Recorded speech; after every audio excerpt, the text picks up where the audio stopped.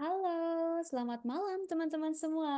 Selamat datang di acara Sekolah Talk, di mana hari ini Sekolah Talknya udah Sekolah Talk ke 101 ya teman-teman, dengan tema Cloud Engineering. Nah, sebelum aku bicara lebih lanjut gitu ya, apakah suaraku terdengar jelas teman-teman? Atau kecil nih suaranya Kak Rani atau gimana gitu ya? Boleh untuk diinfokan ya?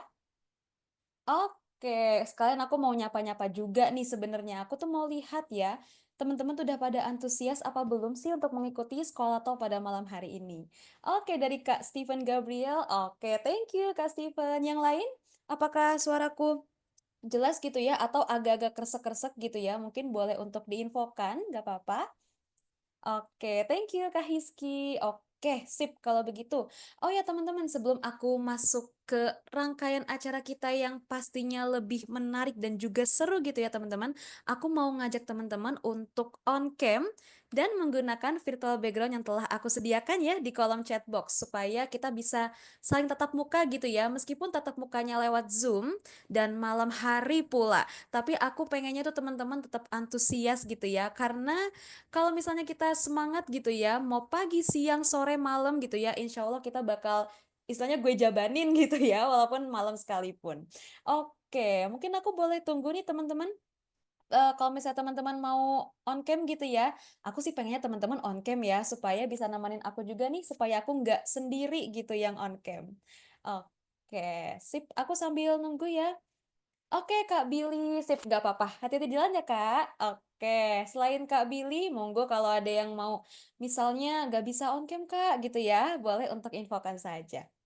Oke, sambil aku nunggu nih ya, teman-teman untuk on cam dan meramaikan acara malam hari ini, sebenarnya aku itu gimana ya, kalau misalnya tiap acara pasti kita itu maunya tuh kenalan gitu ya, karena tak kenal maka tak sayang. Meskipun di sini udah ada gitu ya namaku, tapi aku akan memperkenalkan diri lagi ke teman-teman semuanya.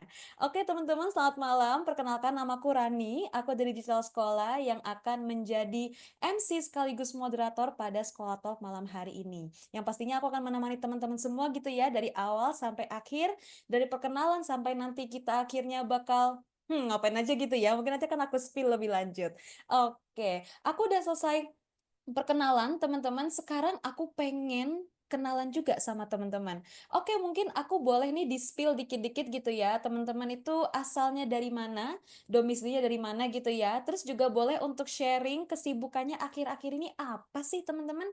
Oke, mungkin boleh ya aku tunggu juga di kolom chat box. Silahkan diramaikan aja kolom chat boxnya. Domisilinya dulu deh, aku pengen tahu nih. Kan kita Zoom ya teman-teman atau online gitu. Sudah pasti kita itu asalnya dari mana-mana gitu ya, bervariasi. Jadi aku mau tahu nih teman-teman tuh asalnya dari mana. Terus boleh juga kalau mau dikasih tahu gitu ya, kesibukannya akhir-akhir ini apa? Wih, Kak Emsian dari Padang. Wih, halo warga Padang. Kak Billy dari Jakarta. Oke. Kak Andi dari Purwakarta. Kak Steven, aku tapi ini fontnya font biasa ya, nggak yang viral itu ya. Atau kalau mau diketik pakai font itu juga nggak apa. Tapi aku nggak bisa bacanya sih, nggak bisa nadanya maksudnya. Oke, Kak Steven dari Jatim. Tapi ini beneran dari Jatim ya berarti ya? Nggak itu kan? Bukan cuma ngikutin meme. Kak Idelia dari Bekasi, Kak Hobir juga dari Bekasi. Wih, warga planet lain ngumpul ya. Kak Marcelino juga dari planet Bekasi. Oke, siapa lagi nih dari Luwu Timur, Kak, Sulawesi Selatan. Wih, halo Kak Hiski. Oke, terus ada siapa lagi ya? Kak Lihit dari Brebes, Jawa Tengah.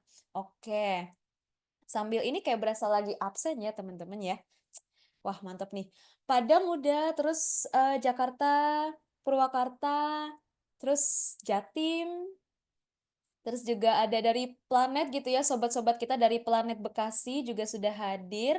Terus dari Sulawesi Selatan juga ada, dari Brebes juga. Oke, mungkin sambil aku dikasih tahu dong teman-teman sambil dibisikin gitu ya, akunya kesibukan teman-teman akhir-akhir ini apa sih? Mungkin siapa dulu yang mau sharing nih ya di kolom chat box? Kesibukan teman-teman apa nih akhir-akhir ini? Mungkin karena udah malam jadi nggak sibuk gitu ya Kak Rani, mungkin gitu. Tapi aku mau tahu gitu ya teman-teman kalau daily-nya gitu ya, sehari-harinya kesibukannya apa sih? Apakah teman-teman masih mahasiswa atau teman-teman, apa namanya, pekerja kantoran gitu ya atau yang lain sebagainya? Mungkin boleh yuk aku dikasih tahu. Kak Steven, sibuk menyibukkan diri. Sibuknya cari kesibukan berarti ya Kak Steven ya? Sibuk cari kesibukan, sibuk menyibukkan diri Kak sebagai mahasiswa semester akhir. Wih, semangat para mahasiswa semester akhir, semoga dilancarkan ya sampai nanti wisuda. Oke, Kak Billy kerja, sip. Oke, Kak Marcelino mahasiswa semester akhir sambil freelance, Kak. Wah, keren banget Kak Marcelino. Semoga lancar-lancar ya untuk perkuliahannya dan juga pekerjaannya.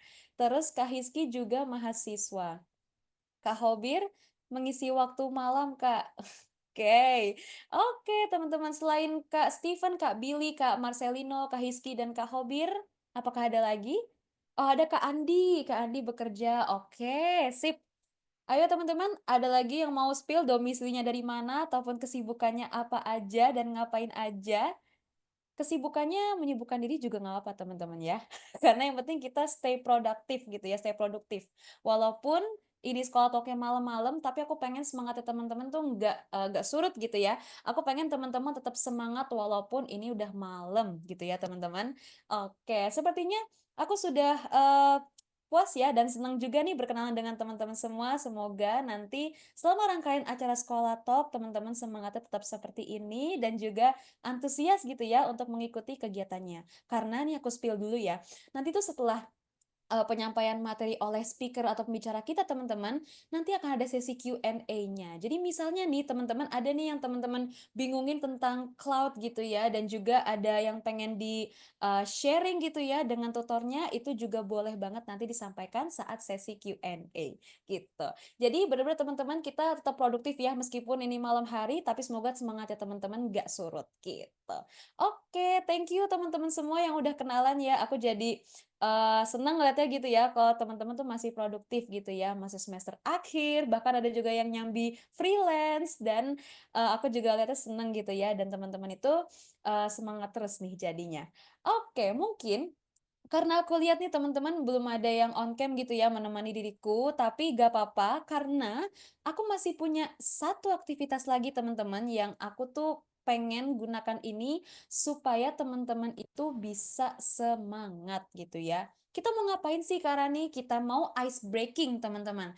Ice breaking ngapain sih gitu ya? Tebak gambar. Oke, tebak gambar. Tapi kalau biasanya tebak gambar itu kita selalu maunya jawaban yang benar gitu ya. Maksudnya aku nanyanya A, jawabannya itu ya udah A gitu. Terus kalau misalnya B, jawabannya B, tapi aku nggak mau kayak gitu di sini teman-teman. Jadi, cara bermainnya adalah silakan tebak hewan yang dimaksud berdasarkan clue yang telah kita berikan. Nah, di sini note-nya adalah wrong answer only. Jadi, kalau pertanyaannya A, aku mau jawaban dari teman-teman itu bervariasi. A, B, C, D, E, dan seterusnya. Jadi, wrong answer only gitu ya, tanda kutip lucu, tanda kutip unik, tanda kutip nyeleneh gitu ya teman-teman. Oke, kalau gitu kita langsung aja kita akan masuk ke soal yang pertama. Oke, ternyata sebelum masuk ada bridgingnya dulu teman-teman ya. Oke, silakan kalau misalnya teman-teman udah siap nih, sekalian aku lihat gitu ya, teman-teman pada standby apa enggak nih. Kalau misalnya udah siap, boleh yuk kita ketik 8. Kenapa 8? Soalnya infinity, teman-teman. Kalau misalnya teman-teman tahu gitu ya, biar semangatnya teman-teman juga infinity atau tanpa batas. Wih, keren banget gak tuh Karani? Aku udah belajar soalnya teman-teman. Jadi aku nggak bisa ngasih KJ-nya ke teman-teman gitu ya. Oke, kenapa Kak Sean ngetiknya 9 ya, Kak Hilman juga 6, tapi gak apa-apa. Yang penting aku lihat teman-teman masih standby. Oke, kita masuk ke soal yang pertama ya. Oke, teman-teman, yang pertama ini hewan apa ya? Lagi-lagi aku maunya wrong answer only, jadi silakan mulai diramaikan kolom chat box-nya untuk menjawab. Ini hewan apa sih? Oke, sambil aku pantau ya di chat box ya. Oke, dari Kak Sean bilangnya tikus, Kak Steven kuda, Kak Andi sapi, cacing, hiu. Oke, apakah ada lagi? Kak Agus kecoa. Kecoa. Oke, Kak Hiski monyet. Apakah ada lagi teman-teman? Kak Marcelino nih, onta ya jawabnya. Oke, apakah ada lagi teman-teman? Ayam. Kak Billy kayaknya tadi aku lihat udah jawab ya, tapi gak apa-apa. Jawab semuanya Kak, tebak-tebakan aja kita. Oke, stop di mana nih jawabannya nih? Oh masih terakhir jawaban dari Kak Billy ya, ayam. Oke, ada lagi nggak teman-teman? Aku tunggu 1 sampai 2 orang lagi deh untuk menjawab ya, karena ini jawabannya beda-beda semua. Oke, mana nih teman-teman? Sudah? Apakah sudah cukup atau sudah bisa kita next ya? Oke, Kak Likit jawabnya kambing. Satu lagi deh, satu lagi. Ayo yang mau jawab satu lagi. Ada kambing, ayam, monyet, kecoa. Wah, komplit sudah ya. Bahkan cacing pun ada gitu ya jawabannya. Oke, dari Kak Putri ya jawabannya kupu-kupu. Oke, daripada kita nebak-nebak terus gitu ya teman-teman ya. Aku tuh mau langsung aja deh, karena sebenarnya aku udah tahu gitu ya. Cuma kan nggak mungkin aku ngasih tahu ke teman-teman. Oke, kita langsung masuk ke jawabannya ya. Oke, jawabannya adalah ayam jago ya teman-teman. Wah, tadi aku lihat kayaknya ada yang benar deh jawabannya deh.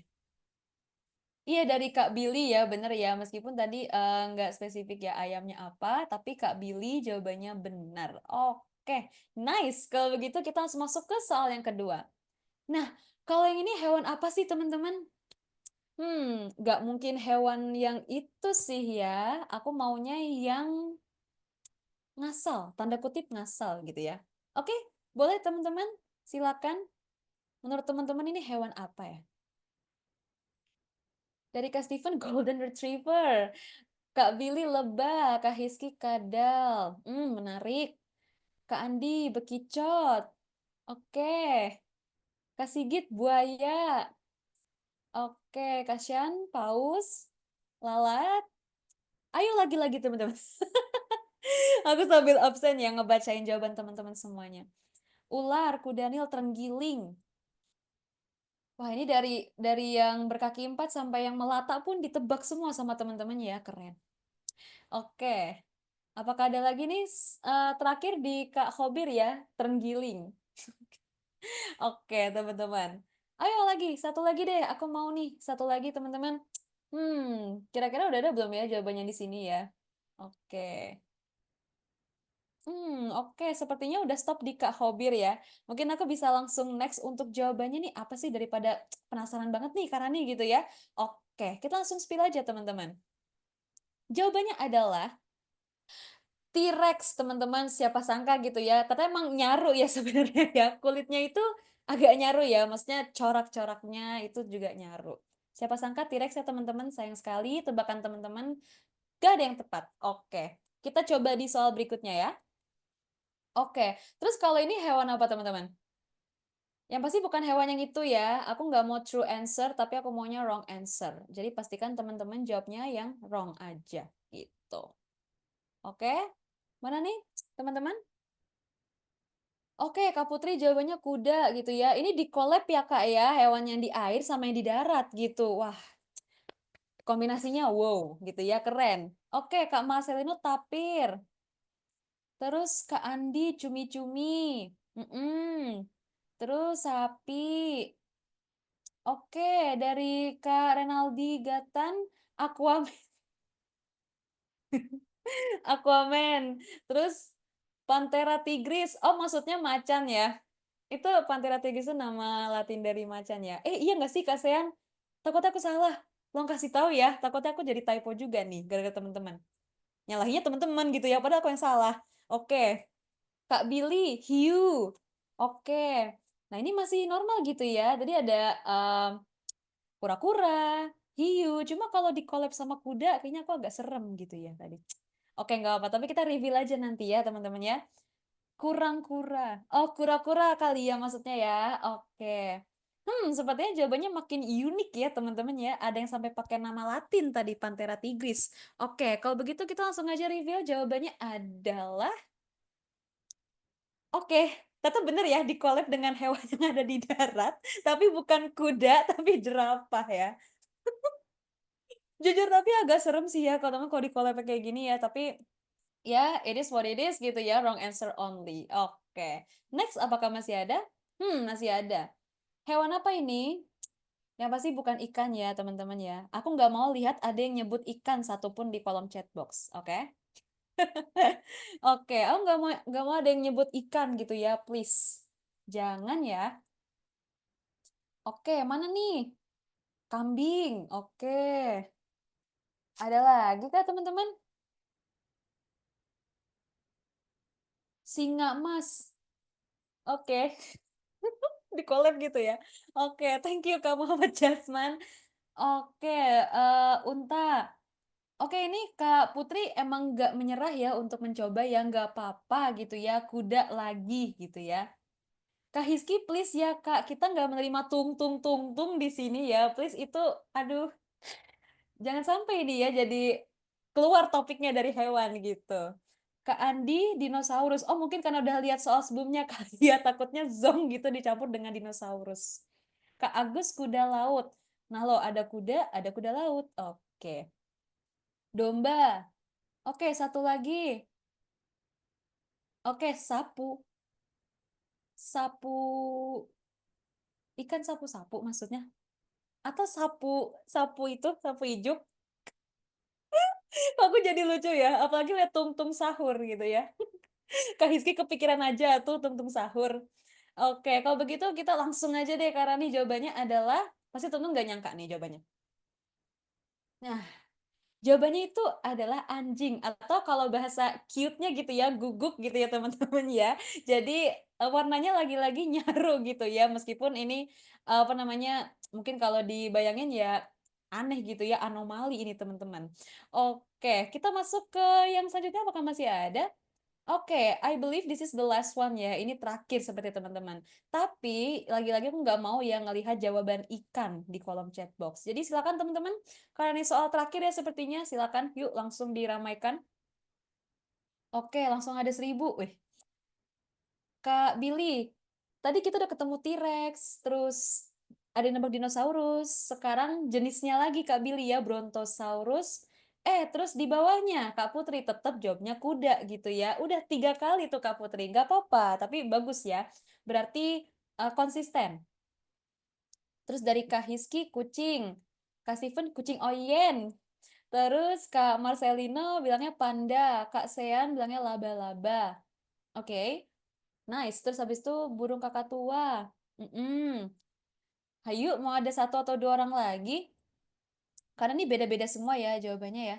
Oh, enggak ada yang sama nih. Ada Kak Hiski dan Kak Steven, kucing.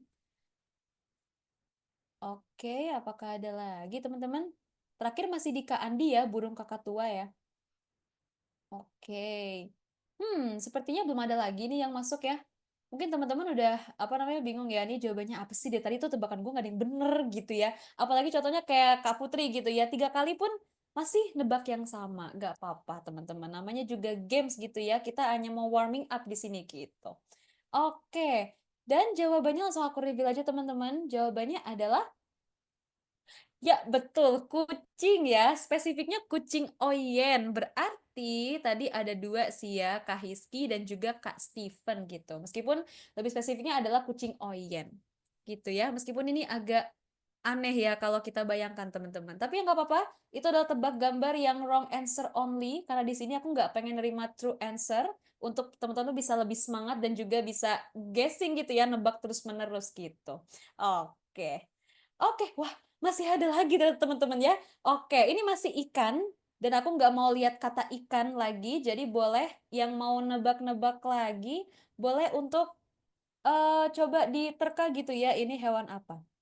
Dilihat dari coraknya sih, kayaknya udah kelihatan ya teman-teman ya. Macan. Please banget ini kuda. 4 kali Kak Putri ya. Nanti kalau misalnya 1 kali lagi dapat piring cantik. Udah kayak di mana jadi dapat hadiah piring cantik ya. Kak Marcelino gajah, Kak Billy gorila. Tadi Kak Agus jawabnya macan ya. Oke, ada lagi kah? Ada lagi kah? Ini termasuk ini ya teman-teman ya. Ada peserta yang konsisten, ada juga yang beda-beda jawabannya. Gak apa-apa teman-teman. Kak Yeremi, jawabannya adalah monyet. Oke. Ada lagi kah teman-teman? 1 atau 2 orang lagi nih. Kak Sean bilang burung beo. Satu lagi deh, ayo. Siapakah yang mau menebak lagi ya? Satu orang lagi. Oke, kuda. Wih, samaan nih kayak Kak Putri nih ya, Kak Andi. Oke, kalau begitu kita kunci ya jawabannya teman-teman ya. Dan jawabannya adalah, teman-teman gak nyangka deh. Ya, jawabannya adalah kucing lagi. Bedanya kalau tadi kucing oyen, ini kucingnya hitam ya. Coraknya itu ya hitam dan coklat dikit gitu. Oke. Ini masuk akal sih teman-teman karena di bagian badan menuju ekor sini tuh agak kelihatan kalau seperti corak kucing gitu. Tapi yang namanya games ya kita nggak ada yang tahu ya teman-teman ya. Namanya juga jawabannya itu kayak gitu. Oke, Kak Billy kayaknya udah ini nih. Udah ini ya udah ya Kak, udah. Iya, aku juga maunya udah Kak, karena aku udah capek ketawa ngelihat tebakan teman-teman gitu ya. Ini aslinya kalau misalnya aku off mic gitu aku mau ketawa teman-teman gitu ya. Tapi karena lagi ini aja bahkan nggak bisa ketawa dengan lepas gitu. Waduh. Oke, apakah masih ada? I guess sudah cukup ya. Oke, sip. Betul ya, Kak Billy sudah terkabulkan nih ya. Itu soal terakhir dari games kali ini. Dan aku pengen setelah games ini teman-teman itu juga apa namanya semakin semangat gitu ya, semakin terwarm up gitu ya teman-teman. Dan gak usah diinget lagi games yang tadi, gak usah diterkata lagi apakah tuh gambarnya jawabannya kuda, apa monyet, nggak usah teman-teman. Aku pengen teman-teman itu stay fokus di sini gitu ya teman-teman. Di mana teman-teman juga akan mendengarkan pemaparan dari pembicara kita yang pastinya nggak kalah seru. Oke, kalau gitu teman-teman, aku mungkin langsung masuk ke agenda selanjutnya yang aku bilang di awal gitu ya. Kalau misalnya tak kenal, maka tak sayang gitu. Tadi aku juga udah kenalan, teman-teman juga udah kenalan sama diriku, dan sekarang aku mau mengajak teman-teman untuk kenalan dengan digital sekolah. Tapi malam hari ini aku nggak sendiri ya teman-teman, aku akan ditemani oleh rekanku yaitu Kak Putri. Sebelumnya aku mau nyapa dulu nih ke Kak Putri. Selamat malam Kak Putri. Halo, selamat malam Rani. Apa kabar Kak Putri hari ini? Sehat, semangat dong. Oke, semangat banget ya Kak. Ya, tadi udah nebak kuda aja udah 4 kali. Berarti aku mau nih semangatnya Mbak Putri juga sampai ke teman-teman yang hadir gitu ya di sesi sekolah talk pada malam hari ini. Oke, mungkin aku lihat teman-teman juga udah pada antusias dan juga Mbak udah siap ya untuk sharing bersama kita. Maka aku persilakan untuk Kak Putri untuk bisa dimulai sesinya. Thank you Rani. Selamat malam teman-teman semua. Sebelumnya izinkan aku untuk memperkenalkan diri. Aku dari tim Business Development dari Digital Sekolah. Nama aku Putri. Sebelumnya aku minta waktunya sebentar ya. Tadi kan udah warm up juga bersama dengan Rani. Thank you Ran. Jadi kita udah cukup panas ya, tapi mungkin sebelum kita masuk ke agenda utama, seperti tadi Rani bilang, tak kenal maka tak sayang. Izinkan aku untuk mewakili dari Digital Sekolah untuk memperkenalkan apa sih Digital Sekolah itu. Nah, sebelumnya mungkin dari teman-teman sendiri udah ada yang kepoin ya dari website kami kah atau mungkin dari Instagram. Nah, untuk selanjutnya aku akan lebih menjelaskan mengenai Digital Sekolah. Aku izin untuk share PPT dulu ya sebentar.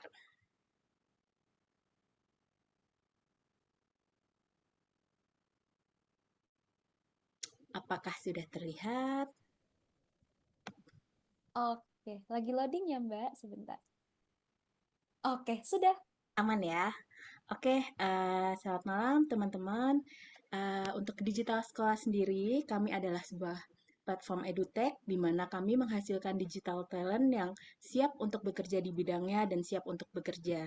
Dan kami ini hadir untuk membuat pendidikan lebih mudah diakses tentunya, selalu update dengan perkembangan zaman, serta lebih fokus pada praktek dan proyek untuk memaksimalkan dampak dari pembelajaran itu sendiri. Nah, untuk digital sekolah sendiri, kami adalah solusi satu atap untuk belajar materi digital. Karena seperti yang kita tahu ya, untuk saat ini kita itu udah tidak bisa terlepas dari dunia digital. Jadi kami digital sekolah akan membantu teman-teman sekalian ya. Oke, nah dalam perjalanannya tentunya digital sekolah sendiri menghasilkan traction dan impact. Apa aja sih? Nah, seperti dilihat di layar, kita sudah terdapat 50.000 lebih register user. Kemudian kita sudah ada 5.000 lebih nih tekis dan alumni kita. Kemudian kita sudah ada 72% alumni yang diserap oleh lapangan pekerjaan. Kemudian untuk program-program yang sudah terlaksana dari digital sekolah, kita ada 78 bootcamp, kemudian ada 54 mini bootcamp, kemudian ada 44 short course, dan bisa dilihat untuk hari ini kita sudah menyelenggarakan Sekolah Talk yang ke-101 ya. Oke. Nah, berikut adalah beberapa contoh alumni kami yang sudah bekerja. Dan ini beberapa contoh testimoni yang bisa dilihat. Mungkin aku ambil contoh satu dari Kak Aditya Rizky. Beliau ini ad specialist at Meta. Ya kita tahu ya Meta. Dia bilang berkat belajar di digital sekolah, aku bisa keterima dan kerja di Meta. Itu salah satunya Kak Aditya, thank you testimoninya. Kemudian ada juga satu lagi nih, ada Kak Fadila Aulia. Beliau adalah UX writer di Si Cepat. Beliau bilang pas lulus dari digital sekolah langsung dapat tawaran kerja dari LinkedIn. Nah, ini beberapa contoh aja ya teman-teman. Jadi moga-moga sih aku berharap nanti setelah kalian ikut sekolah talk di malam ini, nanti kalian akan bisa lanjut lagi nih ikut kelas kita dan akan menjadi next yang memberi testimoni di sini ya. Oke, nah kalau kita membicarakan tentang digital sekolah, tentunya kita juga tidak akan lepas nih dari program-programnya. Kita ada beberapa program. Yang pertama ini kita punya bootcamp. Bootcamp itu merupakan program yang paling lengkap end-to-end, di mana pelaksanaannya kurang lebih di 2,5 sampai 3 bulan durasinya. Kemudian contoh kelasnya kita ada yang malam ini nih, kita ada cloud engineer, kemudian ada data science, ada DevOps engineer, ada data analytics. Nah, biasanya ini aku tidak bosan-bosan ya mengingatkan teman-teman semua yang hadir di malam ini. Untuk ini yang kita sebutkan itu hanya sebagian kecil aja. Jadi kalau untuk teman-teman yang penasaran kelas apa sih yang lagi berjalan atau mungkin yang sedang berjalan atau yang akan berjalan, kalian bisa kepoin website kita karena di situ benar-benar semuanya lengkap. Jadi pasti kalian bisa ngeliat, oh ada kelas ini nih, kayaknya aku mau ikutan, bisa langsung daftar. Seperti itu. Kemudian yang kedua, kita punya juga mini bootcamp. Itu biasanya relatif lebih singkat dan lebih spesifik juga ya untuk pelatihannya. Itu kita di kurang lebih 1 bulan sampai 1,5 bulan. Itu kita contohnya ada digital writing camp, kemudian ada QA engineer, ada AWS Cloud Essential, ada virtual assistant. Sekali lagi sebagian kecil aja. Kemudian yang terakhir kita ada short course, itu bisa dibilang dari dua tadi berbeda ya, karena ini durasinya yang paling singkat, itu biasanya kurang lebih 1 mingguan aja nih kelasnya. Kita ada technical writing, Canva dan AI, voice over, data entry, dan lain-lain. Seperti tadi lagi, balik ke website kami. Oke, nah selanjutnya kita akan bicarakan mengenai kelas yang akan kita selenggarakan nih. Kita akan ada bootcamp Cloud Engineer, makanya kita malam ini khusus ada Sekolah Talk ini ya. Jadi aku berharap mungkin teman-teman setelah mengikuti Sekolah Talk malam ini akan bisa join nih di kelas bootcamp Cloud Engineer from fundamental to deployment batch yang pertama. Nah, kelas ini akan mulai di tanggal 30 Mei ini, di mana akan berjalan kurang lebih selama 8 minggu, dan akan ada total 23 live session. Nah, harinya apa sih? Nah, kebetulan untuk harinya kita di weekday class ya, karena kan kita ada beberapa pilihan, kita ada weekday dan mixed day juga ya. Nah, untuk kali ini kita weekday class, kita di hari Senin, Rabu, dan Jumat, di jamnya jam 9.15 sampai 21.15. Kemudian selanjutnya, nah kita perlu bicarakan juga nih untuk benefit dan fasilitasnya apa sih. Seperti dilihat, ada 3 mini project untuk tentunya portofolio, kemudian ada satu portofolio yang end-to-end, final project, kemudian AI Mentor di DK 24/7, jadi 24 jam ya, 7 hari, jadi bisa diakses. kemudian unlimited career consultation tentunya, kemudian professional branding tutorial, tutor experience sharing session, kemudian tentunya ada sertifikat, dan tutor consultation outside class. Jadi selama kelas ini masih berlangsung, kita semua punya kesempatan nih untuk bisa berkonsultasi. Nah, selanjutnya tentunya kalau kayak gini kan kita membicarakan untuk pembayaran juga ya. Di era yang digital kayak gini, segala sesuatunya sudah dipermudah. Kayak pembayaran tunai pun kita transfer bisa. QRIS ya sekarang yang sedang maksudnya semua digampangkan dengan QRIS itu. Kemudian kita juga ada e-wallet, ada OVO, Dana. Jadi benar-benar pilihannya tuh banyak ya untuk yang pembayaran tunai. Dan tidak lupa untuk ini kita ada cicilan juga. Jadi untuk pembayaran semua sudah dipermudah. Nah, teman-teman, untuk harganya sendiri untuk bootcamp Cloud Engineer ini kita di harga normalnya kurang lebih hampir 5 jutaan ya. Dan untuk sekarang harganya kita di 2,3 itu 2.349.000. Tapi khusus untuk teman-teman yang malam hari ini datang di Sekolah Talk, akan ada tambahan lagi, sehingga harga yang bisa kalian dapatkan untuk join di kelas ini adalah di 2.249.000 dengan batas promonya di tanggal 12 Mei ini ya. Jadi kalau dihitung-hitung diskonnya sampai di angka 2.750.000, which is besar ya potongannya. Jadi buat teman-teman nanti di sebelum 12 Mei kalau bisa udah join aja, dan ini nanti akan dibantu oleh Kak Rani juga sama teman-teman dari admin digital sekolah, di mana kita ada barcode-nya dan nanti juga ada linknya untuk teman-teman bisa klaim potongan harga tambahan ya untuk sekolah talk malam ini. Ya, dari aku, tim BD Digital Sekolah, itu aja yang mungkin bisa aku sampaikan. Eh, ada kurangnya, saya mohonkan maaf untuk teman-teman. Moga-moga setelah ini aku tungguin di kelas bootcamp Cloud Engineer ya, teman-teman. Thank you untuk waktunya. Selamat malam.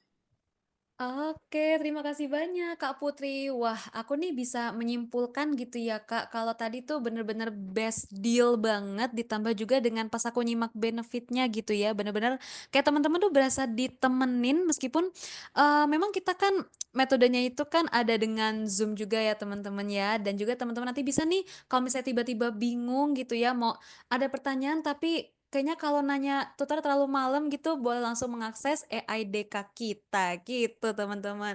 Oke, terima kasih banyak Kak Putri udah sharing-sharing bareng dengan kita gitu ya. Dan aku juga berharapnya sama nih kayak Kak Putri ya, setelah ini teman-teman bisa nih untuk mengetuk gitu ya website kita dan juga kepoin lebih lanjut gitu.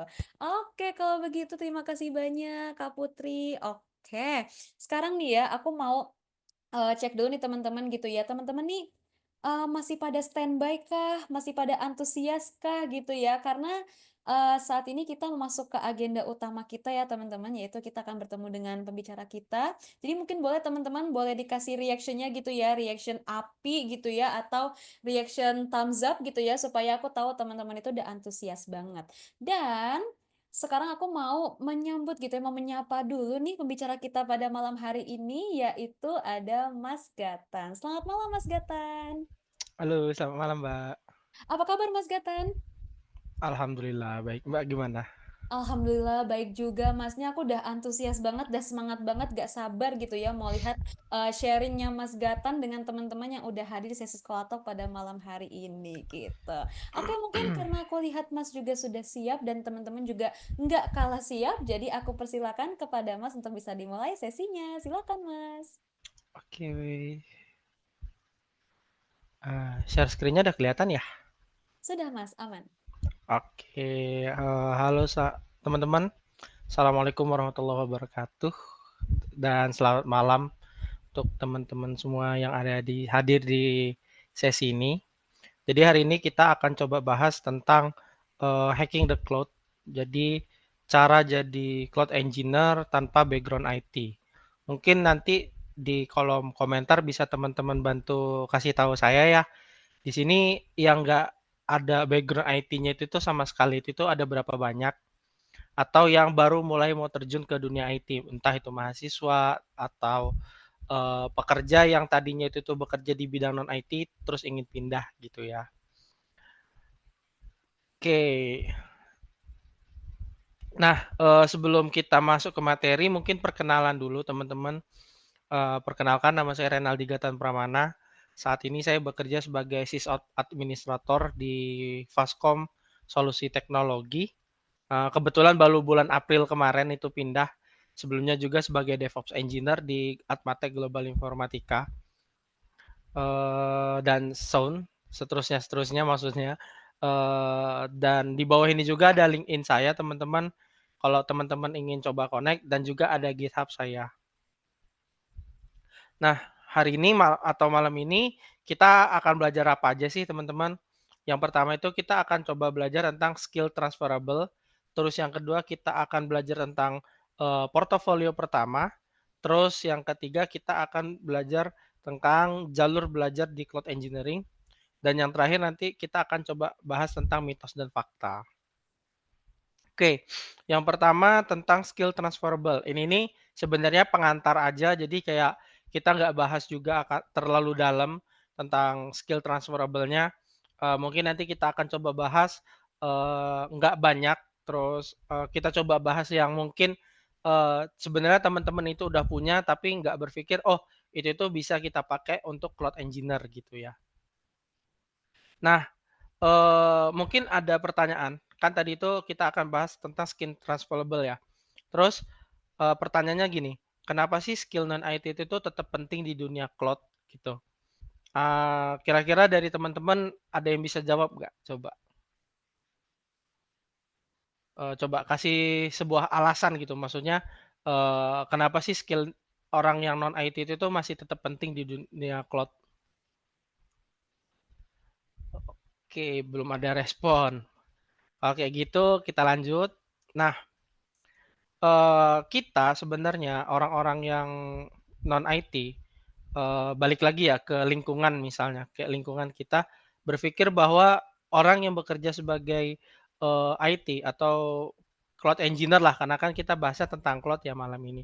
Itu hanya bekerja tentang teknis saja gitu ya, atau tentang, ngoding aja. Padahal, dalam sebuah survei dikatakan bahwa, eee skill yang ada dipakai di dalam dunia IT itu sebenarnya hanya 50% skill itu tuh di teknikal. Nah, sisanya itu 50%-nya ada di macam-macam skill non IT seperti communication, collaboration, dan problem solving. Jadi, mungkin kalau teman-teman berpikir hal-hal yang tadi saya bicarakan ini nih, tentang komunikasi, kolaborasi, dan juga problem solving ini adalah pelengkap aja di dunia kerja, sebetulnya skill-skill tersebut itu tuh juga termasuk pondasi penting untuk teman-teman berkarir nih di dalam dunia IT itu sendiri. Terutama ketika kita bahas tentang cloud engineering, DevOps gitu-gitu ya teman-teman, atau SRE lah. Nah, terus masih pertanyaannya, kenapa sih skill non IT itu tetap penting di dunia cloud? Yang pertama, kalau kita bahas tadi di awal, cloud itu bukan cuma sekedar teknis aja. Jadi kalau kita bahas tentang dunia IT-nya, spesifik di cloud itu sendiri, cloud itu tuh nggak cuma tentang teknis cloud-nya aja gitu, atau tentang servernya, tentang alat-alatnya atau tools-nya, tapi ada juga hal-hal yang harus diperhatikan seperti tadi bahwa skill teknis itu cuma 50%, ada pondasi lain yang diperlukan untuk menjadi seorang cloud engineer gitu teman-teman. Lalu yang kedua, karena skill non IT ini tadi berkaitan dengan aktivitas kita, maksudnya seperti kolaborasi, terus komunikasi.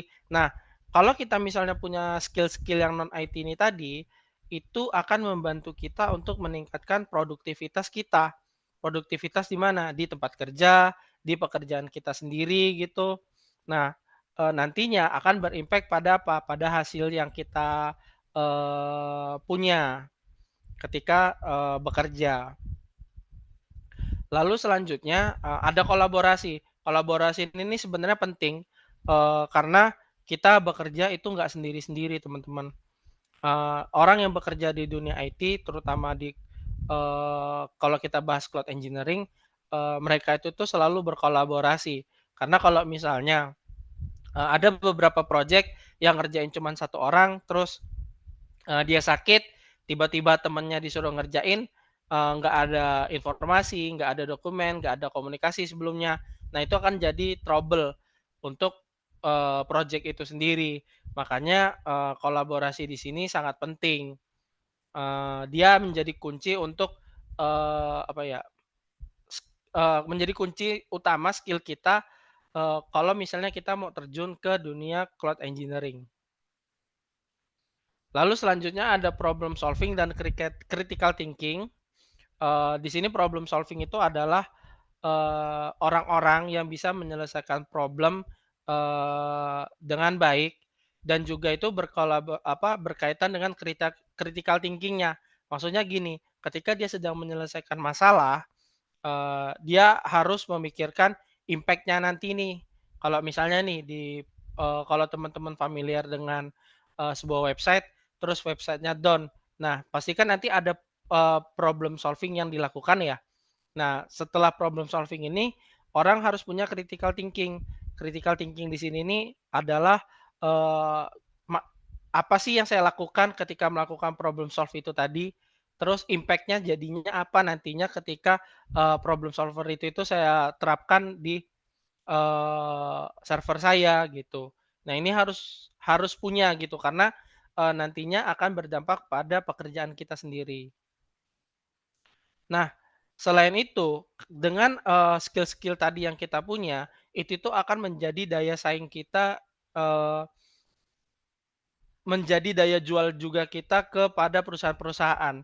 Karena kalau orang yang cuman bisa bekerja teknis saja, tetapi dia nggak punya skill set untuk non IT-nya itu tadi, dia juga nanti akan menjadi pertanyaan nih, dia mampu nggak ya kolaborasi dengan tim, dia mampu nggak ya memecahkan masalah. Karena banyak nih orang sebenarnya yang bisa kalau disuruh benerin server, bisa kalau misalnya disuruh memperbaiki isu gitu ya. Tapi belum tentu dia itu tuh bisa untuk apa ya, berkolaborasi dengan teman-temannya. Dia belum tentu bisa untuk mengkomunikasikan apa yang sudah dia lakukan gitu, teman-teman.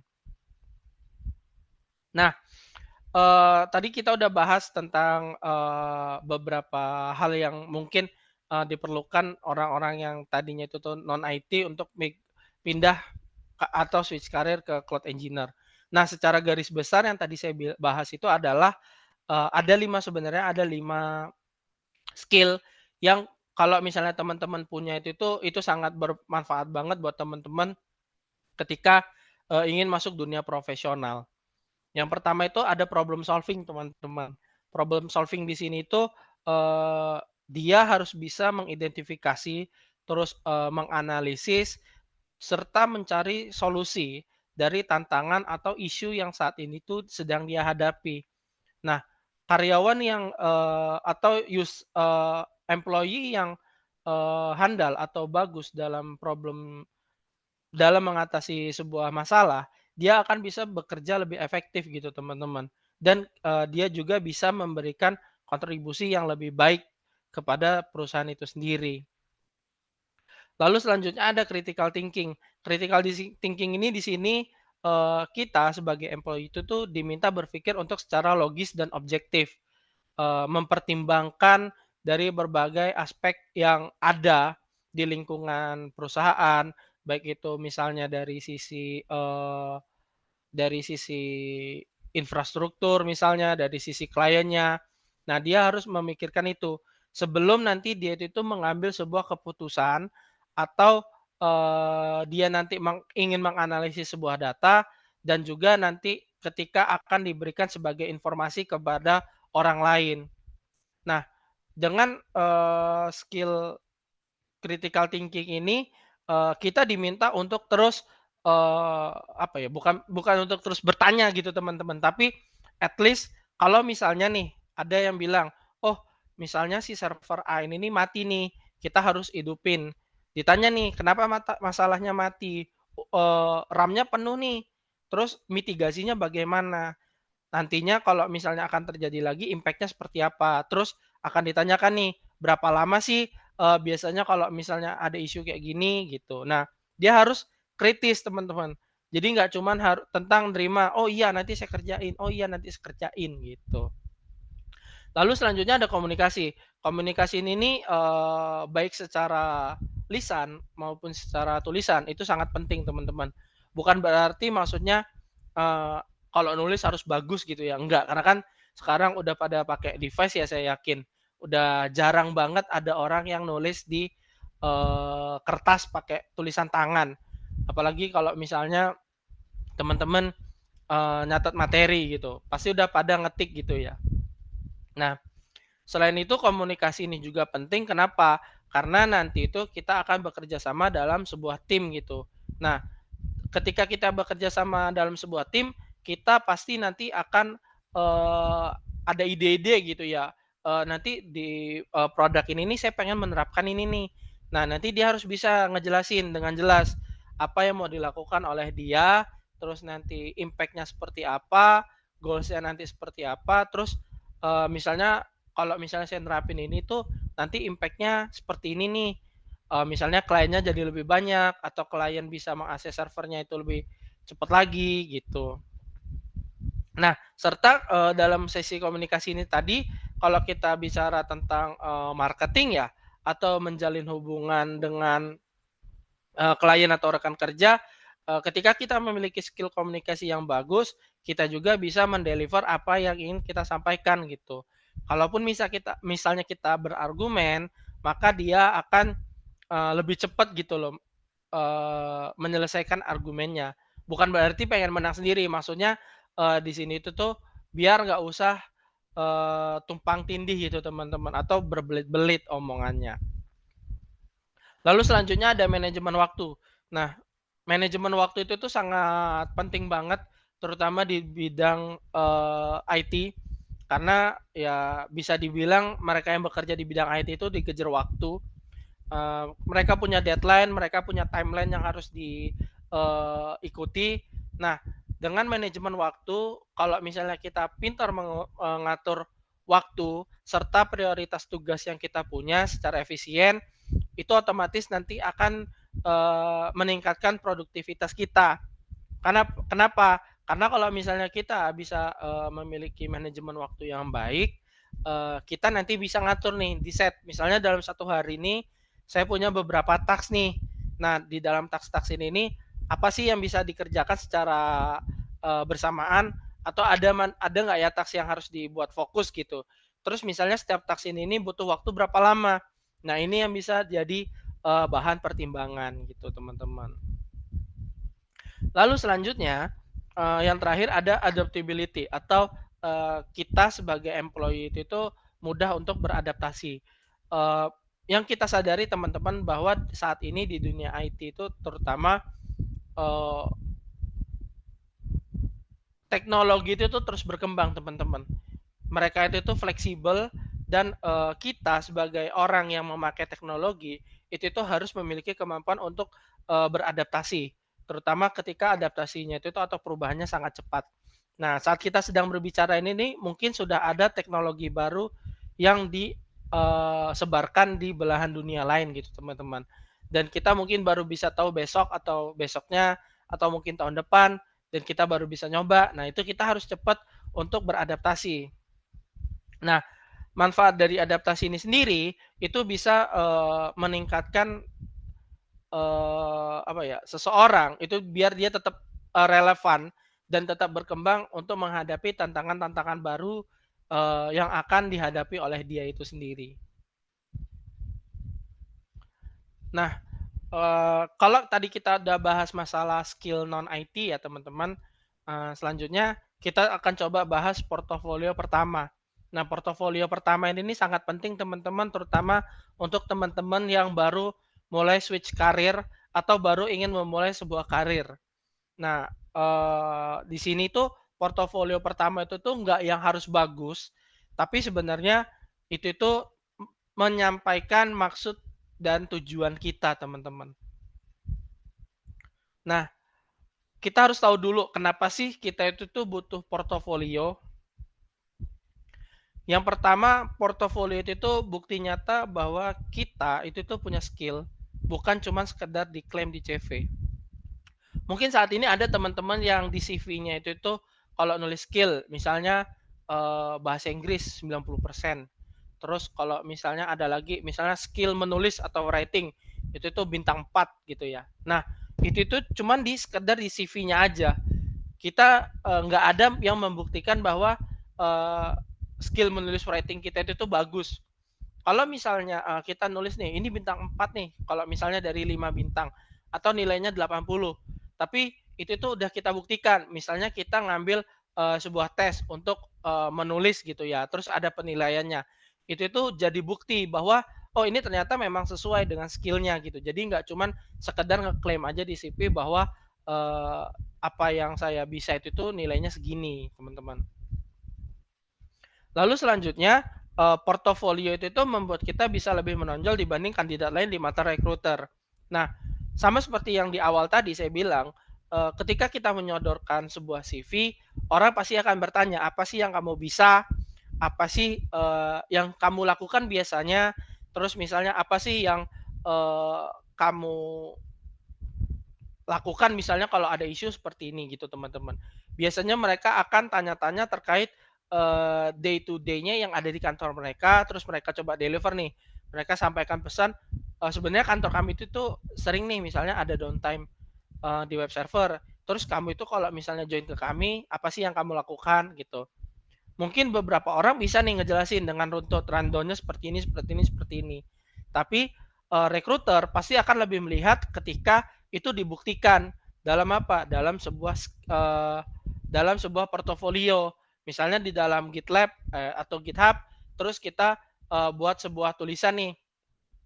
Gimana sih cara memperbaiki web server yang down gitu. Ditulis dan dibuat runtutan dengan benar gitu ya. Nah, itu nanti akan menjadi poin plus untuk kita di mata recruiter. Nah, yang terakhir, portofolio ini bisa jadi senjata utama kita saat interview teknis. Maksudnya gini, kalau misalnya teman-teman sudah pernah interview itu nggak cuma satu kali. Itu ada beberapa tahap dan biasanya akan ada interview dengan user gitu. Nah, dengan portofolio kita bisa make sure nih bahwa kita sudah dapat poin lebih dengan menunjukkan bahwa kita pernah nih melakukan, misalnya kayak tadi di kantor mereka websitenya sering down, apa yang bisa kita lakukan? Kita buktiin dengan menunjukkan portofolio atau bahkan mungkin kita buktikan dengan portofolio lain yang lebih relevan gitu, teman-teman. Jadi nanti ketika masuk ke interview user juga dapat poin plus nih untuk kalian. Oh berarti si A ini sudah pernah nih dapat case seperti ini dan saya lihat apa yang dilakukan dia udah bagus banget nih gitu. Mungkin kalaupun perlu diimprove ya nanti tinggal bisa menyesuaikan gitu, teman-teman. Nah, kalau untuk saya sendiri sebenarnya memang nggak banyak portofolio saya dan mostly itu biasanya saya lakukan dengan cara sharing gitu, teman-teman, bukan yang saya upload ke sebuah website atau apa. Nah, tapi saya pribadi pun saya sudah mulai menulis untuk saya sendiri gitu. Jadi apa-apa hal yang saya lakukan dan itu nantinya saya harap bisa menjadi sebuah portofolio. Nah, ini dari saya sendiri, saya akan coba sharing ke teman-teman gimana sih cara menyusun portofolio yang baik untuk teman-teman ketika teman-teman baru mau menjadi seorang cloud engineer atau seorang yang switch karir yang ingin menjadi seorang cloud engineer. Pertama, portofolio yang baik itu tuh seharusnya bisa berbicara sendiri kepada siapapun yang melihatnya. Artinya gini, teman-teman, ketika kita menyodorkan sebuah portofolio, kita si reviewer ini atau recruiter ketika membaca portofolio kita, dia harusnya langsung ngerti nih, oh anak ini si A ini punya skill ini, terus dia kuatnya di skill ini. Dia udah pernah melakukan hal-hal yang kayak gini nih. Terus dia pernah menghadapi masalah, terus dia menyelesaikan bagaimana. Nah, itu maksudnya portofolio yang bisa berbicara sendiri, teman-teman. Terus gimana sih cara ngebuatnya?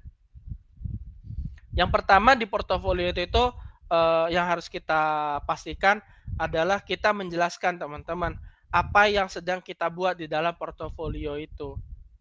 Nah, di sini kita bisa nih menuliskan tujuan proyeknya, terus fungsi utama dari proyek-proyek itu yang sedang kita tulis untuk portofolio, dan biasanya proyek ini kan datang sebenarnya dari sebuah masalah gitu ya.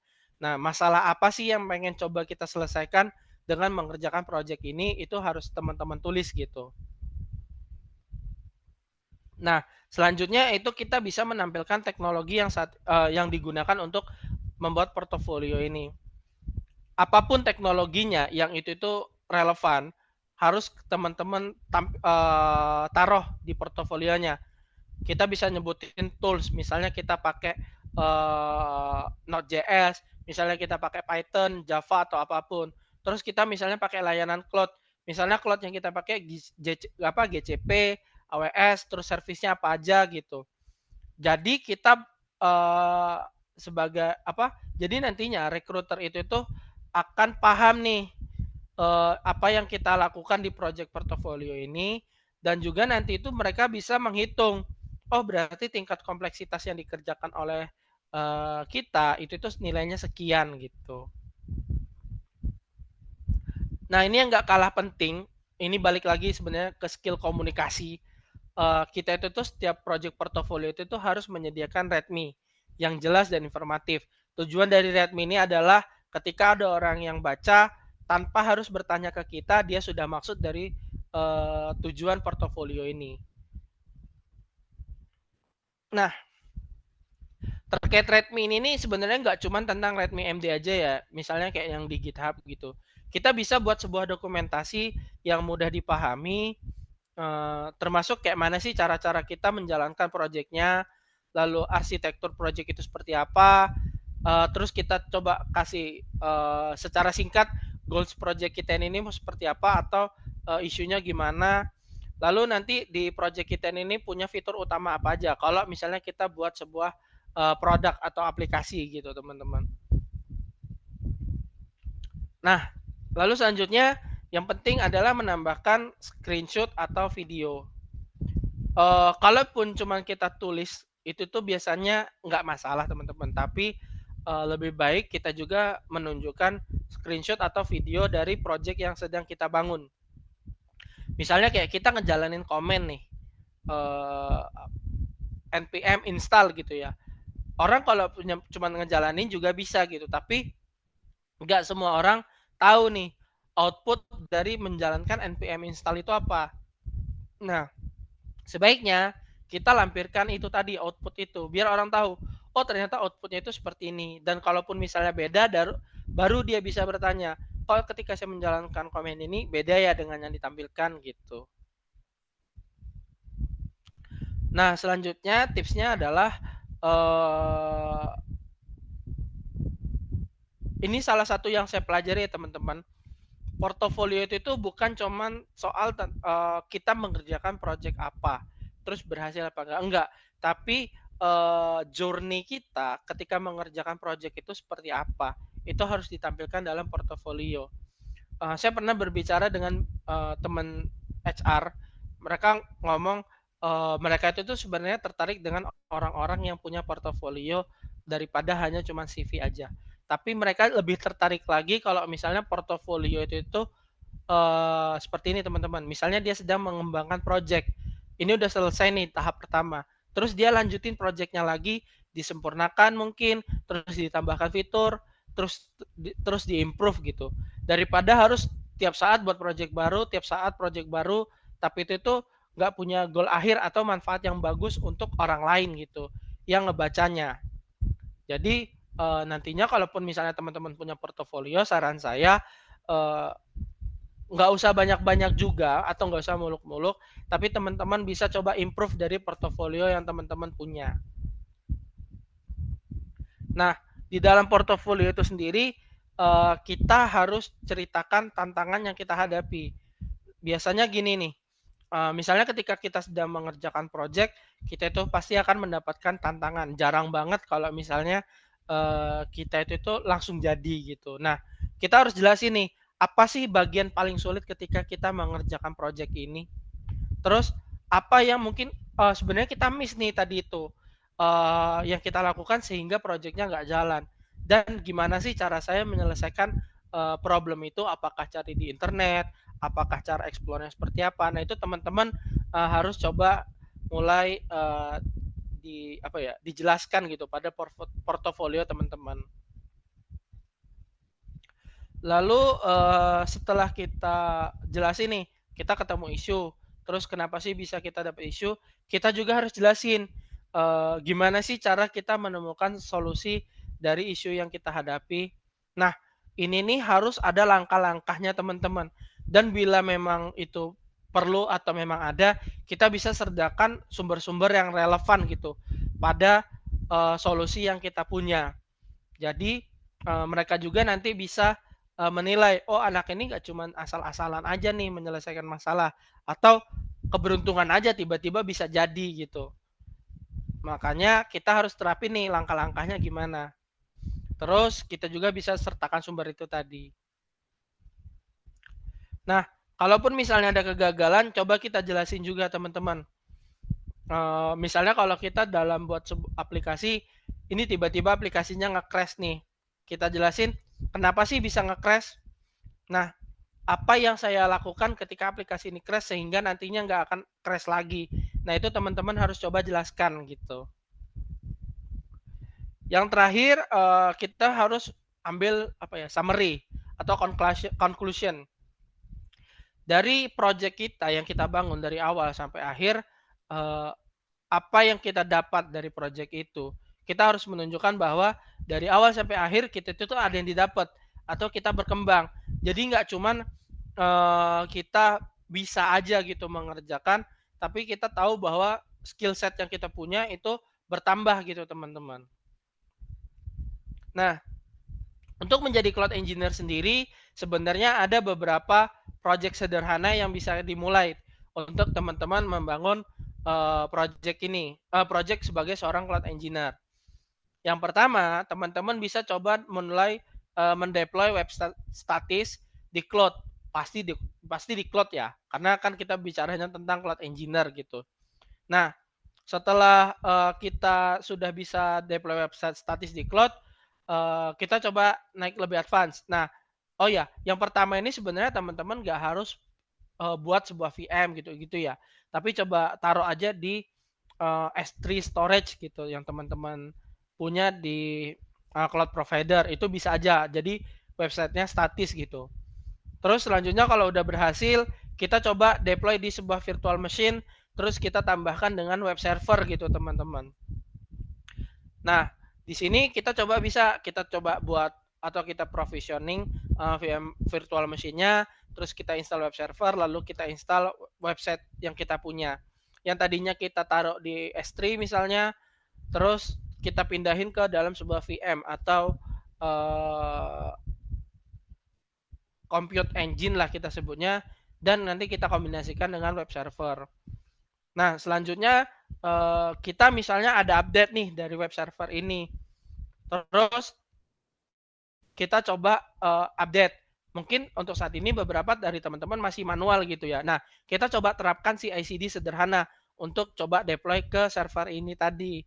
Agar apa? Bisa semua itu automate tanpa harus teman-teman jalankan manual. Jadi ketika misalnya teman-teman enter nih git pull git push misalnya branch-nya, nanti setelah selesai git push itu udah otomatis deploy ke server juga. Lalu selanjutnya coba dikombinasikan dengan cloud database yang sederhana gitu teman-teman. Di sini kan jadi nggak semua database itu diinstal di lokal ya gitu. Nah, kita coba kombinasikan dengan database yang ada di cloud. Yang terakhir, kalau misalnya kita udah buat, terus kita coba buat API sederhana dengan layanan serverless. Serverless dengan VM ini berbeda. Nah, di sini nanti teman-teman akan belajar juga di bootcamp apa sih perbedaan VM virtual machine dengan serverless itu sendiri. Nah, 5 ini nih sebenarnya bisa dijadikan rangkaian teman-teman. Jadi ini bisa jadi suatu portofolio untuk teman-teman. Dia bertahap, mulai dari deploy website statis dulu di cloud, lalu teman-teman coba deploy ke virtual machine, habis itu nanti teman-teman kombinasikan dengan CI/CD, terus nanti misalnya aplikasinya sudah bisa nge-query database gitu ya. Terus nanti terakhir coba teman-teman deploy dalam sebuah aplikasi serverless. Nah, jadi nanti teman-teman udah dapat satu kesatuan project portfolio. Nah, seperti ini tadi yang saya bilang. Kalau bisa nih dari website status ini naik lagi nih ke virtual machine, terus naik lagi ke CI/CD. Ini nih mungkin terkesan sendiri-sendiri sebenarnya portofolionya, tapi itu bisa menyambung gitu teman-teman. Nah, kita masuk sekarang pada mitos dan fakta.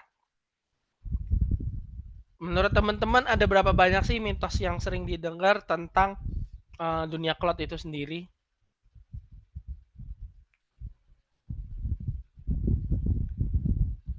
Coba, yang pertama itu tuh banyak orang yang berpikir bahwa cloud engineer itu kerjanya di atas awan karena ada cloud-nya. Percaya nggak percaya, saya pernah dapat mitos ini. Jadi ada yang bertanya ke saya, kamu tuh kerjanya di awan ya karena sering nganuin cloud, layanan cloud. Nah ini ada yang pernah nanya, terutama mereka yang gaptek atau ya mohon maaf orang-orang tua biasanya bekerja itu kalau ngejelasin tentang apa sih pekerjaannya gitu. Lalu orang yang menjadi cloud engineer itu tuh hanya untuk programmer mahir. Ini biasanya mitos yang sering didengar kalau misalnya orang mau switch karir ke cloud engineer. Nah, yang terakhir itu tuh cloud engineer itu tuh cuma ngatur server dan database. Nah, ini sering banget sebenarnya orang salah paham karena cloud engineer itu tuh mereka pikir ya cuma tentang database dan server aja, udah nggak ada yang lain. Nah, faktanya tentang yang tadi kita bahas, yang pertama itu tuh cloud engineer bekerja itu tuh dengan infrastruktur cloud di data center atau platform cloud. Nah, maksudnya itu apa? Awan di sini itu tuh hanya metafora aja teman-teman. Karena apa? Layanan ini nih bisa diakses secara virtual, bukan kita harus datang ke tempat, harus di depan servernya langsung gitu. Jadi kalau saya ngejelasin kadang-kadang ya emang harus lebih ke pendekatan mereka itu tuh kalau misalnya dijelasin seperti apa ya. Nah, kurang lebih seperti ini. Nah, cloud engineer itu tuh lebih fokus pada pengelolaan infrastruktur dan layanan cloud dengan keterampilan sebenarnya untuk scripting yang dasar aja itu udah lebih dari cukup untuk memulai teman-teman. Nah, kenapa di sini programming itu nggak terlalu dipakai? Bukan nggak dipakai ya, nggak terlalu. Ya karena memang untuk cloud engineering itu sendiri mereka lebih fokus pada infrastruktur dan layanan cloud-nya itu sendiri. Tapi apakah ada ngoding? Tentu ada teman-teman. Karena di beberapa tools itu tuh diminta untuk ngoding juga. Yang terakhir, yang tadi itu kalau misalnya kita bahas apakah cloud itu cuma tentang server dan database? Enggak. Server itu tuh sebenarnya mencakup banyak banget. Ada pengelolaan keamanan, ada juga otomatisasi deployment tadi seperti CI/CD, terus kita harus nyeting jaringannya, terus kita juga harus integrasi antar servisnya atau antar aplikasi di dalam cloud itu sendiri.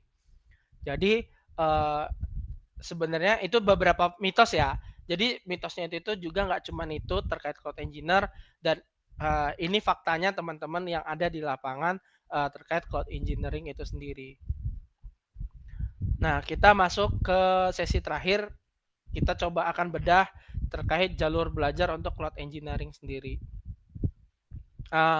Mostly atau kebanyakan untuk belajar menjadi cloud engineer itu ada 3 jalur yang umum diambil oleh orang-orang yang baru belajar cloud engineer. Yang pertama itu tuh self learning, yang kedua formal education, yang ketiga itu bootcamp. Teman-teman familiar ya harusnya dengan tiga jalur ini ya.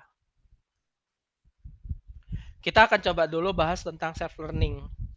Self learning ini dia memiliki keuntungan fleksibilitas waktu. dan juga biayanya lebih rendah dari dua jalur belajar ini. Tapi sumber daya online yang self learning juga menawarkan sumber daya online yang bisa diakses kapan aja. Artinya itu kita bisa akses materi itu di internet kapan aja. Tapi kalau kita mau ngambil jalur belajar ini, kita harus punya disiplin yang tinggi. Kita harus bisa mengatur jalur pembelajaran kita, terus kita harus mengatur waktunya, terus kita harus mengatur apa aja sih yang mau kita pelajari, kita riset dulu gitu. Nah, mostly kebanyakan orang yang belajar secara self learning ini dia nggak punya tujuan atau asal belajar aja, karena nantinya apa aja yang muncul gitu, misalnya di LinkedIn dia atau di Google-nya dia ketika dia mencari sesuatu, ya dia akan dipelajari semua gitu, jadi nggak jelas mau kemana arahnya. Kalau mau ngambil self learning, kita harus mampu menyaring dan memilih materi yang lebih relevan dengan apa yang mau kita tuju gitu, teman-teman. Lalu selanjutnya ada formal education. Formal education ini nih ngasih kita pemahaman teoritis yang lebih dalam.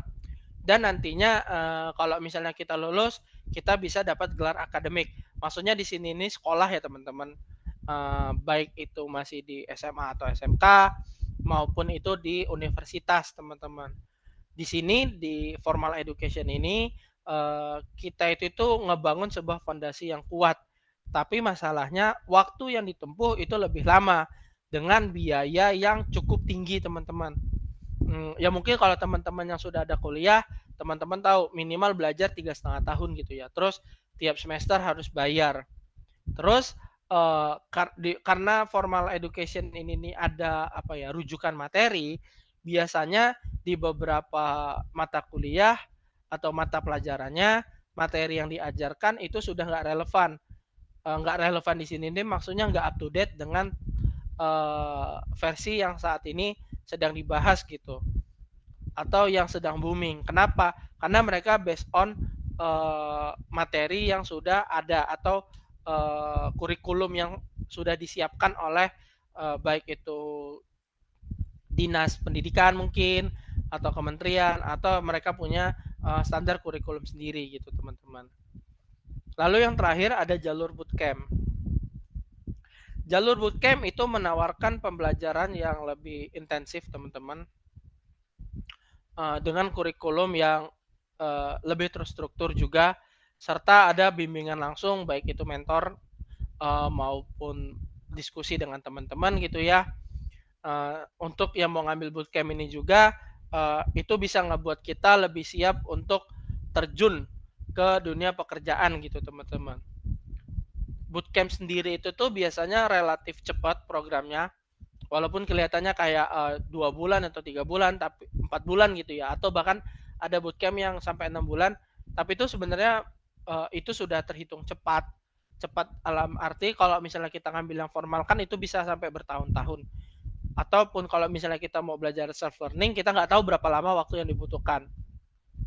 Kenapa? Karena di bootcamp waktunya tadi misalnya 3 bulan ini tuh sudah di set kita akan belajar apa aja gitu, jadi kita sudah tahu ekspektasi saya setelah selesai bootcamp ini apa gitu. Walau dibandingkan dengan self learning emang biaya bootcamp sedikit lebih tinggi, tapi dengan formal education itu sangat jauh, teman-teman. Masih lebih mahal biasanya formal education, karena bootcamp ini kan biasanya cuman one time aja atau sekalinya aja gitu. Setelah itu ya udah selesai, nggak bayar-bayar lagi. Tapi bagi saya sendiri itu lebih relevan, karena kalau misalnya kita pengen cepat nih, kita pengen cepat dapat pembelajaran, kita pengen cepat dapat materi yang relevan, yang terstruktur, maka bootcamp itu menjadi sebuah pilihan, dan biasanya materi bootcamp itu menyesuaikan dengan kebutuhan industri itu sendiri, teman-teman. Nah, lebih lanjut sebenarnya saya pribadi akan memilih bootcamp juga. Jadi saya pun alumni bootcamp ketika saya switch karir. Kan tadi mungkin teman-teman lihat saya itu bekerja sebagai IT workspace, belum jadi DevOps ya. Nah, itu saya ikut bootcamp juga, teman-teman. untuk belajar untuk memperdalam skill, walaupun skillnya dasarnya saya udah punya nih, tapi kan saya perlu memperdalam lagi, saya perlu tahu ini harus kemana gitu. Nah itu saya ikut bootcamp juga. Bagi saya kenapa sih bootcamp itu tuh pilihan yang terbaik?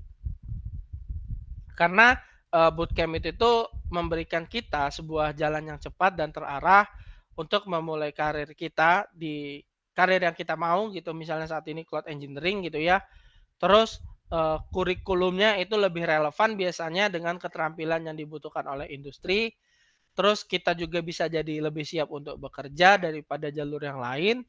Dan juga nanti itu biasanya malah akan ada dibantu gitu teman-teman dengan misalnya dari penyedia bootcampnya untuk disalurkan kerja gitu ya.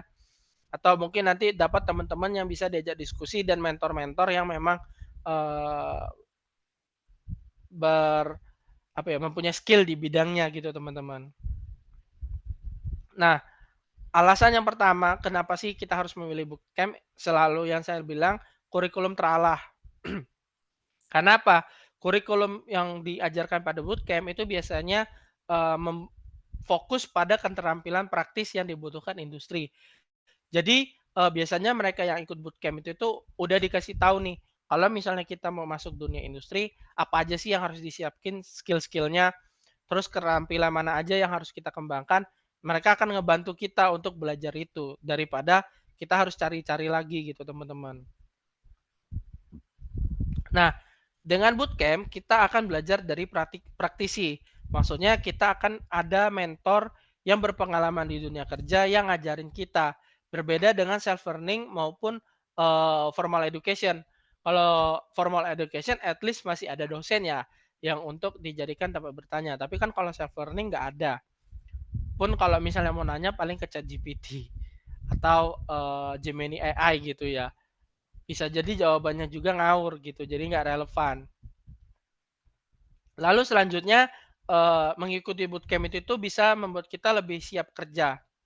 Nah, dari sebuah data yang saya baca, orang yang mengikuti dari tiga jalur belajar ini, mereka yang ikut bootcamp itu 66% lulusannya bisa lebih cepat dapat kerja.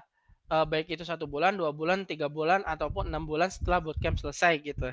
Tergantung dari ketersediaan lapangan kerjanya dan juga skill set yang dia punya gitu untuk dijual kepada company yang membutuhkan dia.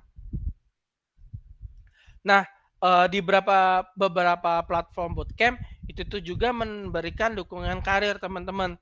Misalnya dia akan memberikan simulasi wawancara dengan interviewer atau recruiter gitu ya. Terus dibantu juga dengan nanti pembuatan CV untuk memasuki dunia kerja juga gitu ya. Gimana sih buat CV yang baik? Terus kalau misalnya ada portofolio juga, gimana sih cara menyajikan portofolio yang bagus, yang orang itu tuh bisa baca dengan benar dan uh, dan tercapai nih tujuan kita itu menyampaikan portofolio itu seperti apa.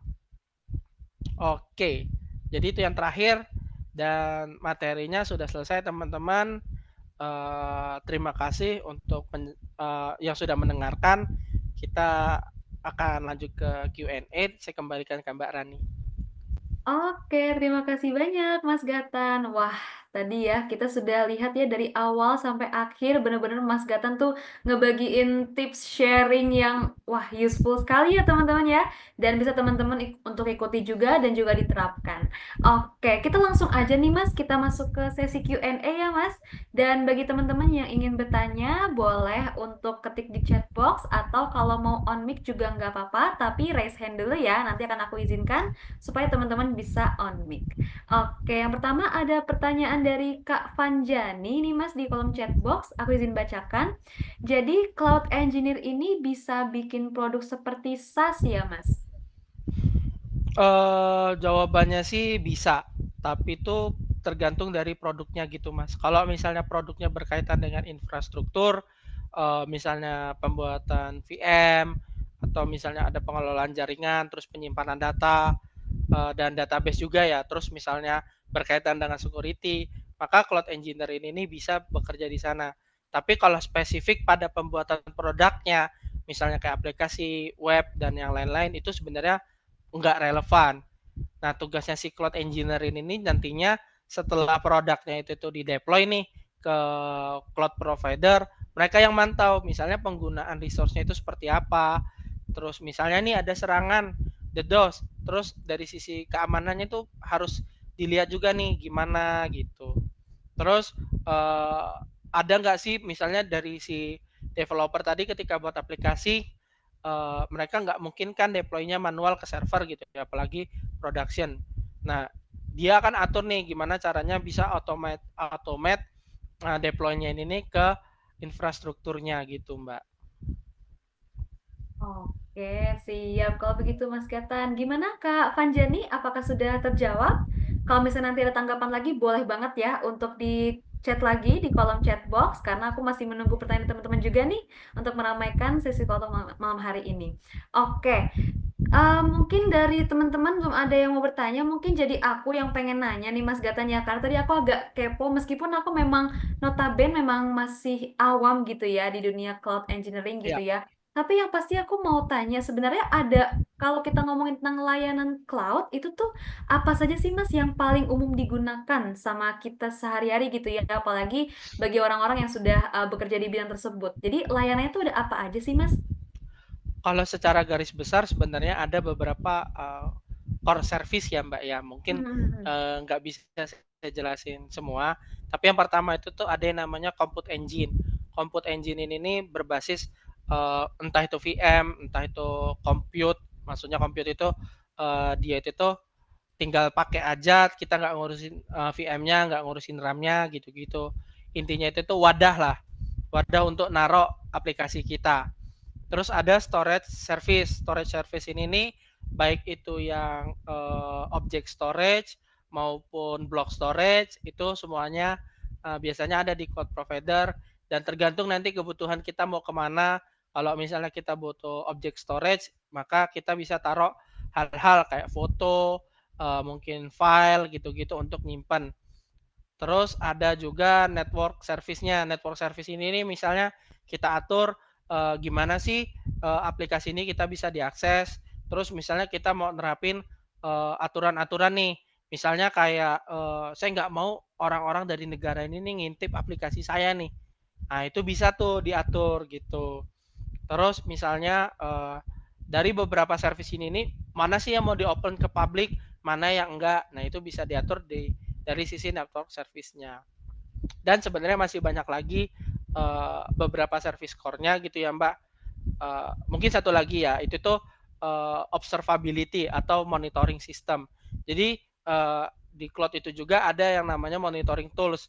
Monitoring tools ini nih tadi tuh misalnya kayak VM kita, terus database kita, sebut aja database ya, itu tuh penggunanya seperti apa? Hard disknya sudah penuhkah? Atau misalnya saat ini nih penggunaan CPU atau RAM-nya itu bagaimana? Terus input outputnya seperti apa nih biasanya? Itu bisa dimonitor atau dipantau. Terus kalau misalnya kan kita nggak mungkin 24 jam ya mantau itu terus ya. Nah itu kita bisa ngirimin sebuah alert gitu. Misalnya kalau penggunaan disknya udah 80% dia akan ngirim nih ke email kita sebagai developer atau ke bos kita gitu. Itu kalau bisa jangan sih sebenarnya. Kalau sampai ke bos itu udah bahaya itu biasanya. Ya seperti itu sih Mbak mungkin. Oke, siap, Mbak. Berarti memang memang ada beberapa ya, Mas ya, untuk layanannya itu ya, Mas ya? Iya betul Oke, betul. Oke, Mas, thank you. Lalu kita lanjut untuk pertanyaan selanjutnya dari Kak Lihit, dari Kak Lihit Ari. Pertanyaan itu, kalau cloud sama VPS, apakah sama atau berbeda, Mas? Sebenarnya lebih ke konteksnya sih. Kalau cloud itu tuh kan dia biasanya banyak servisnya kayak yang tadi saya bilang Mbak. Jadi nggak cuma satu atau dua servis. Sedangkan virtual private server itu kan itu kalau kalau mau compare-nya VPS itu mungkin sama dengan VM instance atau compute engine gitu. Itu salah satu atau part of dari cloud itu sendiri. Nah untuk VPS ini biasanya kita nggak punya kendali banyak gitu Mbak ke sisi VPS-nya. Misalnya kita nggak bisa ngatur waktu networknya, kita nggak bisa ngatur apa ya, maksudnya koneksi gitu-gitu ya. Terus intinya nggak banyak yang bisa kita lakukan. Sedangkan kalau misalnya kita menggunakan compute engine yang ada di cloud, itu bisa kita lakukan lebih banyak gitu. Maksudnya lakukan lebih banyak itu konfigurasinya, terus kita maunya seperti apa. Terus biasanya VPS ini datang dengan sudah ada base-nya gitu. Misalnya paket A, paket B, paket C, paket D. Nggak fleksibel lah. Kalau cloud itu bisa lebih fleksibel gitu dan menyesuaikan dengan dompet yang kita punya. Serta yang paling penting itu sebenarnya kalau misalnya kita sudah masuk ke dunia industri itu scalable. Artinya scalable itu kalau misalnya aplikasi kita diakses oleh orang banyak, mampu nggak server kita itu ngehandle itu, mampu nggak dia scalable untuk naikin sendiri nih, misalnya RAM-nya, terus kalau misalnya udah nggak dibutuhin bisa di downscale lagi gitu. Kalau di VPS sejauh yang saya tahu itu nggak bisa gitu. Mungkin itu Mbak jawabannya. Oke, siap Mas Gatan. Gimana Kak Lihit Ari? Apakah sudah terjawab? Kalau misalnya tanggapan lagi, boleh ya untuk ditanggapi kembali di chat box. Oke, kita langsung masuk ke pertanyaan berikutnya nih Mas, dari Kak Muhammad Jasman. Mas, buat mahasiswa yang nggak punya credit card, solusi untuk sewa cloud bagaimana? Hmm, pinjol, bukan pinjol ya teman-teman ya. Jadi banyak sih sebenarnya teman-teman alternatifnya saat ini. Kalau kita nggak punya credit card, kita bisa pakai dompet digital teman-teman, e-wallet. Contoh kayak kayak GoPay, OVO itu sudah bisa melakukan pembayaran ke beberapa cloud provider ya teman-teman, tapi nggak semua. Terus ada bank-bank digital seperti Bank Jenius, Bank Jago itu bisa juga pakai debitnya. Jadi sebenarnya daftar cloud itu tuh nggak harus punya credit card teman-teman. Kalau teman-teman punya debit card itu bisa juga dipakai teman-teman. Debit cardnya tapi dia harus nggak boleh pakai PIN ketika ada transaksi. Karena kalau misalnya pakai PIN pembayarannya akan gagal maka dianggap itu fail gitu. So far sampai saat ini di beberapa cloud provider yang saya gunakan, saya pakai Bank Jago seperti di GCP, terus ada di Oracle juga saya pakai Bank Jago dan aman. Cuman emang yang perlu ditekankan adalah harus ada saldonya. Terutama ketika dipotong. Itu tuh sebenarnya nggak banyak sih, antara 1 sampai 2 dolar. Cuman kan kalau konversi kurs itu apa ya, konversi kurs itu berubah-berubah. Misalnya hari ini 15.000, tiba-tiba besok 16.000. Makanya pastiin itu harus lebih dari kurs yang ada gitu. Misalnya 20.000 atau 30.000 atau 40.000 itu lebih baik gitu teman-teman. Terutama kalau misalnya pakai debit card dan ada limit, misalnya nggak boleh lebih dari 20.000 gitu saldonya. Sorry, nggak boleh kurang dari 20.000, 25 atau dan seterusnya gitu teman-teman. Oke, nice. Oke, Mas Gatan, terima kasih. Gimana Kak Jasman? Kalau misalnya nanti ada yang bertanyakan lagi, boleh ya. Silakan langsung ditanggapi. Oke, selanjutnya ada dari Kak Sigit. Peluang karir cloud engineer untuk kedepannya menurut pandangan Mas Gatan gimana ya, terutama di Indonesia? Kalau untuk peluang cloud engineering sendiri itu sebenarnya chance-nya itu masih besar teman-teman. Tapi saat ini tuh memang perusahaan-perusahaan lebih pengen fokus lagi nih. Jadi misalnya cloud engineering-nya itu fokus pada deployment.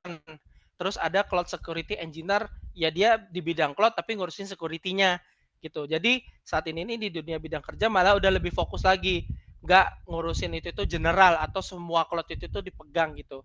Ada yang fokus ke cloud database-nya aja gitu.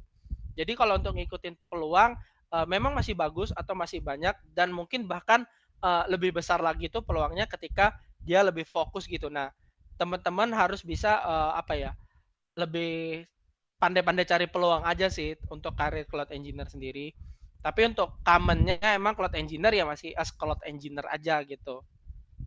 Dan mungkin nanti setelah masuk company baru difokusin nih entah cloud security, entah cloud database, entah platform engineering, platformnya lebih ke platform yang dipakai gitu-gitu sih teman-teman. Oke, sip, mantap. Berarti emang kita tuh kalau misalnya tentang peluang karir juga itu selain memang chance-nya masih besar dan kita juga harus explore Ya, juga ya Mas ya. iya betul. Dan sebenarnya eh, bahkan banyak perusahaan luar itu tuh yang sudah mulai tertarik dengan Indonesia. Eh, Kemarin saya memang sempat interview dengan perusahaan Singapura, tapi memang belum rezeki aja sih. Soalnya harus pindah ke sana gitu kan dan belum ready gitu. Nah, mereka itu tertarik dengan terutama orang-orang Indonesia karena orang-orang Indonesia itu tuh banyak yang masih mau belajar, mereka banyak yang masih mau improve dan mereka itu tuh justru nggak terlalu ngeliat skill yang kita punya gitu teman-teman. Mereka coba ngeliat nih, kamu ada nggak skillnya ini, skill ini, walaupun masih di tahap oh saya pernah nih nyoba gitu-gitu, itu bakal jadi pertimbangan juga. Jadi selain ngeliat karir, teman-teman lihat juga skill setnya gitu. Mungkin kayak teman-teman kalau buka LinkedIn gitu ya, coba aja cari jobs cloud engineer. Itu tuh hampir sama semua untuk requirementnya dan ya sebenarnya dasar-dasar aja gitu. Nggak yang advance banget. Kecuali di titelnya itu udah dijelasin nyari yang senior gitu ya. Oke, berarti memang secara requirements memang kebanyakan sama gitu ya Mas ya, maksudnya mirip-mirip gitu ya. Iya, betul mirip-mirip. Oke, oke. Sip. Oke, kalau begitu Kak Sigit, semoga terjawab dan juga tetap semangat gitu ya untuk bisa explore peluang karir untuk cloud engineer. Oke, kita langsung ke pertanyaan berikutnya dari Kak Billy. Secara garis besar, cloud engineer itu mengerjakan apa saja ya, Mas? Cloud engineer itu tuh sesuai namanya sih sebenarnya cloud engineer itu tuh lebih fokus pada implementasi teknologi yang berbasis cloud. Jadi hampir jarang banget misalnya perusahaan itu punya data center sendiri terus dia dijadiin cloud engineer, enggak. Mereka itu tuh biasanya lebih fokus ya udah ke cloud provider yang dituju seperti kayak tadi GCP, AWS, Azure mungkin atau Oracle gitu ya. Jadi pokoknya mereka itu fokusnya ke teknologi cloudnya itu sendiri dan mengimplementasikan semua yang company butuhkan untuk misalnya produknya atau proyekannya gitu di cloud itu sendiri. Kalau terkait taxnya ya itu tergantung tadi teman-teman di company-nya di assign-nya seperti apa yang seperti saya bilang tadi. Jadi bisa jadi sebenarnya nyarinya mungkin cloud engineer gitu ya. Tapi nanti dikhususin di tax tertentu, misalnya ngurusin database aja atau misalnya ngurusin monitoringnya aja gitu. Oke, sip. Berarti memang nanti akan ada ininya ya Mas ya, maksudnya kayak spesifiknya kayak kita akan ditempatkan di mana tasknya gitu ya, Iya, atau betul, tugasnya. betul. Oh. Karena sebenarnya ini sharing aja ya, teman-teman. Mhm. Kalau misalnya nanti kalian interview, terutama ketika udah masuk user, kita itu bisa ngeliat loh dari pertanyaan-pertanyaan user ini menjurusnya kemana. Jadi nanti kita bakal tahu nih, oh kemungkinan saya bakal ditempatkan di sini nih, gitu. Hmm. Oke, sip. Berarti gitu ya, Kak Billy ya. Sebenarnya tuh nanti kita akan tahu gitu ya, akan diberikan seperti apa namanya tadi kayak Mas Gatan bilang kalau spesifiknya kita akan melakukan tas ini, tas itu gitu ya. Jadi akan diberikan seperti itu. Oke, Mas, kita langsung masuk ke pertanyaan berikutnya dari Kak Yeremi. Untuk cloud engineering sendiri, apakah bisa digunakan untuk coding? Eh Gimana ya ngejelasinnya? Intinya itu gini teman-teman, cloud engineer itu tuh seperti yang saya bilang sebenarnya minim banget berintegrasi dengan coding. Tapi coding di sini itu tuh maksudnya coding yang bahasa pemrograman gitu ya teman-teman. Karena memang yang kita fokuskan pada infrastruktur, baik itu misalnya VM ataupun database gitu ya. Jadi itu nanti akan ada tim sendiri yang ngurusin masalah coding-codingannya. Tapi apakah nanti akan ngoding? Harusnya ada dan biasanya ada. Jadi gini, ada beberapa tools yang dipakai itu tuh pakai coding teman-teman. Dan ada beberapa tools yang harus kita punya kemampuan untuk melakukan menulis script gitu. Misalnya kayak automation pakai Bash gitu ya. Atau mungkin kalau teman-teman sudah familiar HashiCorp itu punya Terraform. Nah, Terraform itu tuh ada bahasanya sendiri dan itu tuh ngoding teman-teman. Walaupun bukan seperti coding biasanya gitu intinya ya. Tapi kalau misalnya disebut cloud engineering sendiri itu ngoding atau enggak, menurut saya sih enggak, karena fokusnya udah beda gitu. Tapi apakah skill coding itu nanti dipakai? Ya tetap dipakai.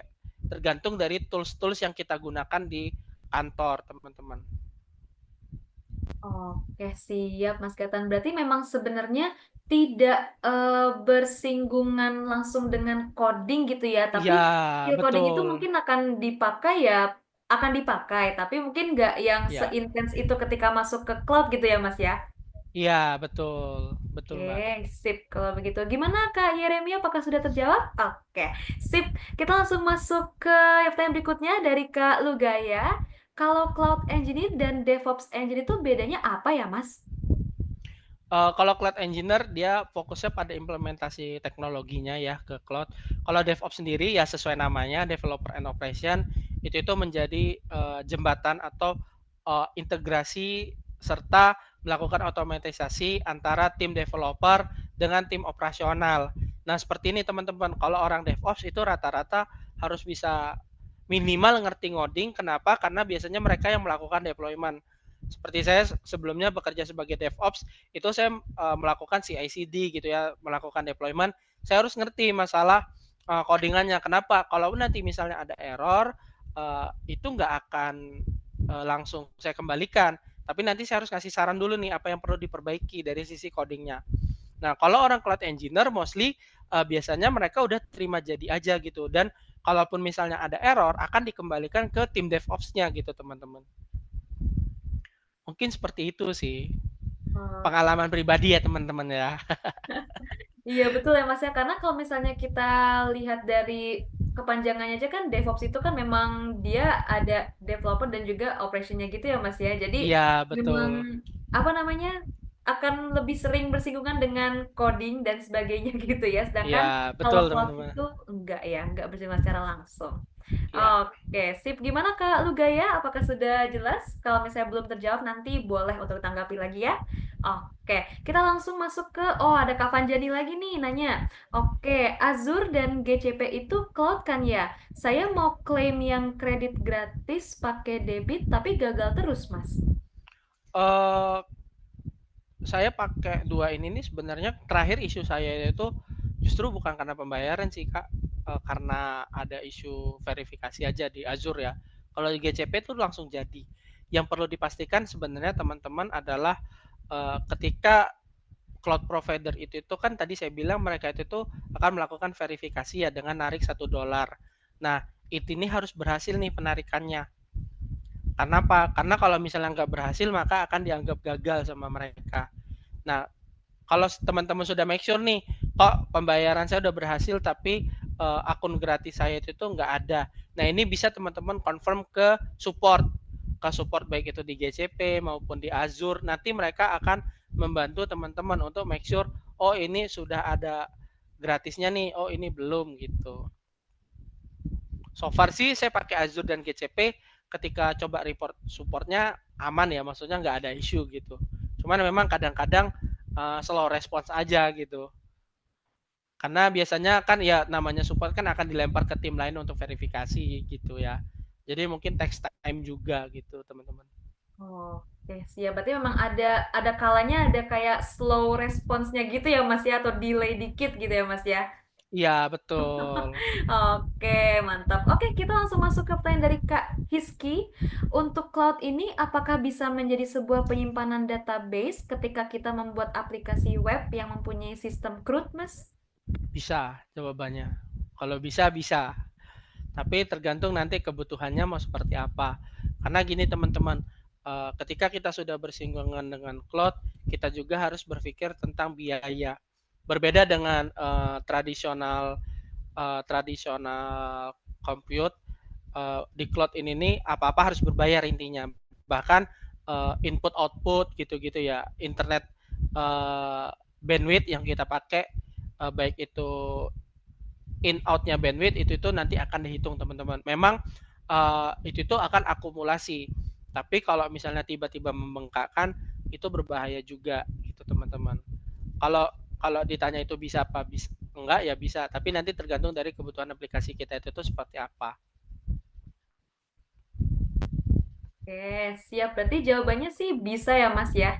Dari Bisa. pertanyaan Kak Hizky tadi ya. Oke, sip. Kita masuk ke, ini ada Kak Jasman lagi nanya. Berarti Alibaba itu juga punya cloud kah, Mas? Alibaba punya cloud namanya Alibaba Cloud. Oh, Dan so far sih sampai saat ini itu termasuk yang murah ya walaupun bahasa Cina semua. Ya, berarti termasuk bahasanya salah satu yang benar-benar murah. bahasanya Enggak benar-benar semua. Mandarin. Enggak semua Ah, bahasa Mandarin, cuman ada beberapa itu yang masih pakai bahasa Cina dan enggak ke translate toh walaupun kita udah pilih bahasanya itu tuh Inggris. wah, barukah Mas? Aku malah baru tahu kalau Alibaba punya cloud. Ada, udah lama Mbak Alibaba Cloud kan Oh sebenarnya ya. kayak AWS itu kan Amazon Web Service ya. Itu core-nya itu kan Amazon.com. Amazon.com itu Iya. kan sama seperti Alibaba. Cuman Hmm. mereka ya mereka punya untuk cloud-nya sendiri gitu. Ada. I see. Oke, berarti memang dia udah lama Tata ya punyanya ya. Aku tuh Ya, cuma taunya udah. soalnya yang awam buat aku tuh ya AWS sih Mas. Emang itu yang paling sering aku dengar Ya, juga. Mm-mm. Oke, sip. Oke, terima kasih banyak Mas Gatan. Wah, ini pertanyaan terakhir ada di Kak Muhammad Jasman. Berarti pertanyaan dari Kak Jasman sekaligus menjadi pertanyaan penutup ya untuk sesi Q&A kali ini karena waktu kita tinggal 5 menit lagi gitu ya. Wah, udah kayak acara MasterChef gitu ya, waktu 5 menit lagi gitu. Tapi nggak apa-apa. Semoga pertanyaan teman-teman tadi sudah terjawab ya oleh Mas Gatan. Dan kalau misalnya teman-teman ada yang bertanyakan, boleh nanti kita ketemu lagi kali ya Mas ya di kelas bootcamp ya Mas ya, supaya bisa iya, kita ketemu betul. lagi, terus bisa ketemu aku ataupun Mas Gatan juga. Itu. Oke teman-teman, sepertinya eh kita sudahi ya untuk sesi materi kali ini gitu ya. Mengingat tadi aku lihat banyak sekali pertanyaan yang disampaikan sama teman-teman dan itu aku juga belajar banyak dari teman-teman dan gak kerasa nih ya kita udah ada di penghujung acara pada malam hari ini. Nah, terus kalau udah itu kita mau ngapain gitu teman-teman? Aku mau nge-share dulu nih ke teman-teman mengenai form feedback ya teman-teman. Jadi, oke, teman-teman perlu untuk mengisi form feedback ini supaya bisa memberikan saran dan masukan untuk kami gitu ya, karena nanti kita akan ada sekolah talk yang berikutnya dan kita juga pasti akan mempertimbangkan juga ya saran dan masukan dari teman-teman semua. Oke, ada pertanyaan dari Kak Yeremi nih untuk sertifikatnya bagaimana? Nanti setelah sesi ini selesai gitu ya, silakan untuk dapat dicek ke LMS-nya untuk bisa mendownload sertifikatnya. Tapi kalau misalnya belum bisa nih, misalnya malam ini kok belum muncul juga ya Kak Rani, silakan untuk dicoba di besok pagi. Atau kalau emang belum bisa juga, teman-teman bisa untuk tanyakan ke rekan-rekan admin yang ada di grup sekolah talk teman-teman ya, supaya bisa tahu nih, kok nggak muncul gitu ya sertifikatnya, bisa tanyakan ke kakak-kakak yang ada di grup tersebut. Gitu ya? Oke. Oke teman-teman, kalau begitu karena kita sudah ada di penghujung acara kita pada malam hari ini, aku ucapkan terima kasih banyak ya pertama untuk Mas Gatan dan juga teman-teman semua yang sudah hadir. Tapi sebelum kita closing, aku mau mengajak teman-teman untuk foto bersama. Jadi boleh teman-teman yang tadi di awal belum on cam, sekarang aku minta tolong yuk kita on cam, kita mau mengabadikan momen kita di malam hari ini. Gitu. Kak Billy, pilihan sekolah talknya nggak ada Kak. Oh iya, oke. Berarti nanti bisa ya, aku minta ke kakak admin aja untuk nge-share besok pagi ke teman-teman supaya nanti udah di-update gitu. Jadi nggak apa-apa, teman-teman nggak usah isi di sini dulu ya, nggak apa-apa. Oke, thank you Kak Billy infonya. Oke, baru ada Kak Yeremi, Kak Billy, Kak Lugaya. Oke, mana lagi nih? Kak Steven, eh backgroundnya dong ya, nggak apa-apa. Oke, ada Kak Hizky juga. Yang lain gimana, teman-teman? Apakah mau aku tunggu dulu nih? Oke, nambah lagi ada Kak Devano, Kak Marcelino, oke, Kak Farhan. Wah, ini berasa absen lagi gitu ya. Oke, ada Kak Andi, Kak Ari, Kak Aulia, Kak Stefani. Oke, sepertinya cukup ya. Aku lihat belum ada teman-teman yang mau on cam lagi, karena nanti takutnya ketika aku udah capture, taunya teman-teman baru on cam gitu ya. Oke, kalau begitu silakan teman-teman kita gaya bebas ya. Aku akan hitung 1 sampai 3. 1, 2, 3. Oke, sip. Sekali lagi deh, sekali lagi. Oke, gaya bebas lagi. Ganti gayanya teman-teman ya. Wait, sebentar. Sambil nunggu lagi nih, kali ini teman-teman ada yang mau on cam lagi. Oke, yuk sekali lagi. 1, 2, 3. Oke, nice. Oke. Oke, terima kasih banyak teman-teman semuanya dan juga Mas Gatan. Terima kasih banyak Mas sudah hadir sesi malam hari ini. Benar-benar seru banget dan aku juga akhirnya belajar banyak ya mengenai cloud engineering gitu ya. Karena tadi pas dengerin sempet kepo gitu ya, ada layanan apa aja sih gitu ya. Aku jadi pengen nanya, malah ngedeluin temen-temen nanyanya gitu ya. Mohon maaf teman-teman ya, kalau tadi agak nyelak sedikit gitu ya. Dan thank you banget teman-teman udah hadir di malam hari ini. Semoga setelah ini teman-teman bisa langsung istirahat dan juga besok bagi yang kuliah bisa dilancarkan dan semangat kuliahnya dan juga bagi yang bekerja juga dilancarkan dalam pekerjaannya. Oke, kalau dari aku sudah selesai. Oke, wait, ada dari Kak Billy lagi nih. Dari Discord kan ya? Iya, betul dari Discord. Jadi kan teman-teman udah masuk grup ya, nanti boleh untuk ditanyakan di grup tersebut. Oke?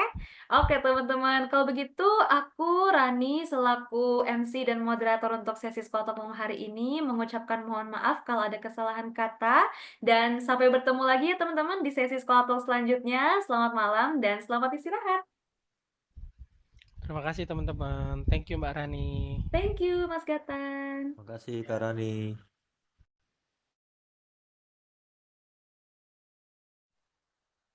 Masih